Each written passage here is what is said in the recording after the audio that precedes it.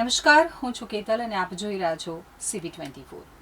હોર્મુઝ સ્ટ્રેટમાંથી 21 ભારતીય નાવિકોવાળા એક કન્ટેનર જહાજ ઉપર ઈરાની નૌકાઓએ ફાયરિંગ કર્યું હતું। આ ઘટના 22 એપ્રિલે બની હતી।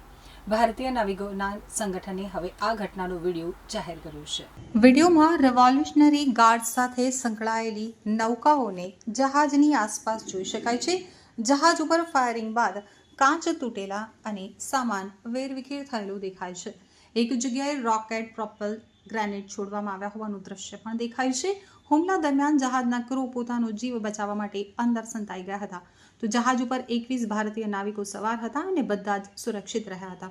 ખાડી ક્ષેત્રમાં વધતા સુરક્ષા ખતરા વચ્ચે ભારતે 16 જુલાઈએ હોર્મુઝ સ્ટ્રેટમાંથી પસાર થતા જહાજો ઉપર ભારતીય નાવિકોની નવી તૈનાતી ઉપર રોક લગાવી દીધી હતી। આ રોક આગામી આદેશ સુધી જ લાગુ રહેશે। આ નિર્ણય એવા સમયે લેવામાં આવ્યો હતો જ્યારે હોર્મુઝ સ્ટ્રેટ અને આસપાસના વિસ્તારોમાં થયેલા હુમલાઓમાં ભારતીય નાવિકોના મોત થયા હતા। રિપોર્ટ્સ અનુસાર 28 ફેબ્રુઆરીથી અત્યાર સુધી આ ક્ષેત્રમાં થયેલા હુમલાઓમાં ઓછામાં ઓછા 14 ભારતીય નાવિકોના જીવ ગયા છે।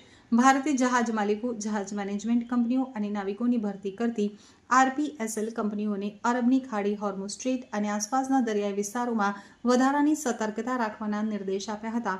આ રોક ભારતીય નાવિકોની નવી તૈનાતી ઉપર છે।